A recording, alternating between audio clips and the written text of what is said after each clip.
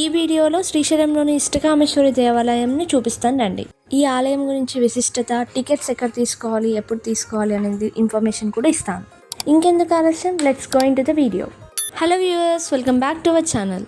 ఈ ఆలయం వెళ్ళడానికి శిఖరం నుంచి ప్రత్యేక వాహనాలు అటవీ శాఖ వారు ఏర్పాటు చేశారు.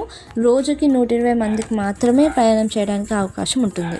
ఆన్లైన్ బుకింగ్ అయితే 15 days అడ్వాన్స్ తీసుకోవాలి. ఆఫ్లైన్ అయితే 1 day అడ్వాన్స్ తీసుకోవాలి. టికెట్స్ గురించి కనుక్తూ ఉంటుంటే అక్కడ ఆటో వాళ్ళు అన్నారు, మార్నింగ్ 8 నుంచి స్టార్ట్ చేస్తారు ఇవ్వడం, కాకపోతే మీరు 2K ఉంటే మీకు టికెట్స్ దొరుకుతాయని చెప్పారు.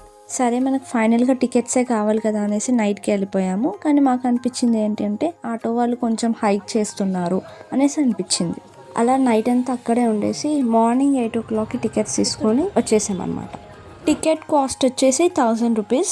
కట్ చేస్తే అలా నెక్స్ట్ డే మార్నింగ్ 8 o'clockకి మళ్ళీ వచ్చేసాము.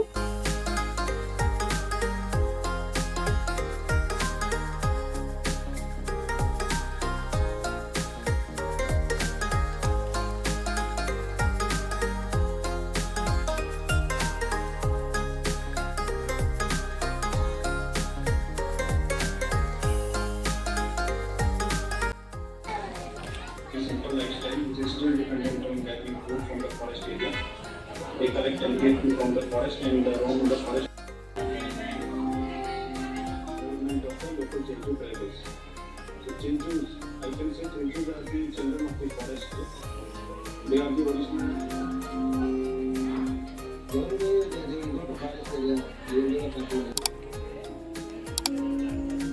ఈ టెంపుల్కి వెళ్ళాలని చాలాసార్లు అనుకున్నాము, కానీ కుదరలేదు. ఈసారి అవకాశం దొరికింది. So we are very blessed.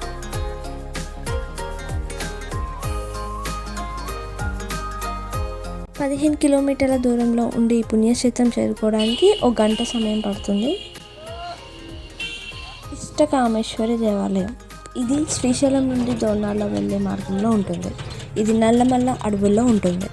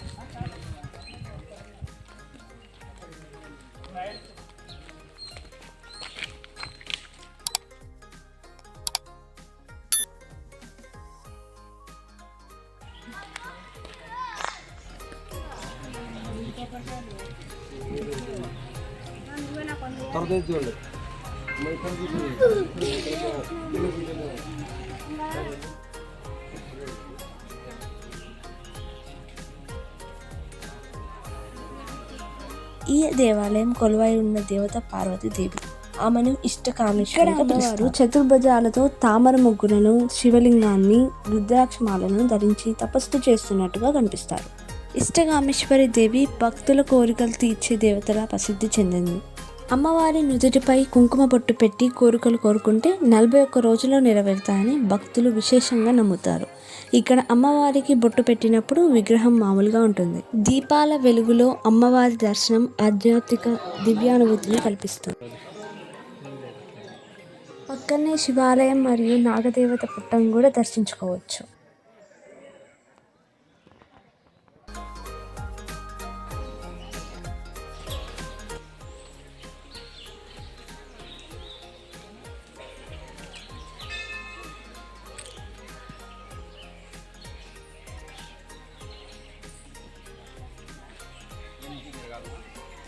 ఇక్కడ మరి ఒక విశిష్టత ఏంటి అంటే అక్కడున్న చెంచులు భోజనం ఏర్పాటు చేస్తారు, ప్రతి ఒక్కరు తినే వరకు పంపించారు.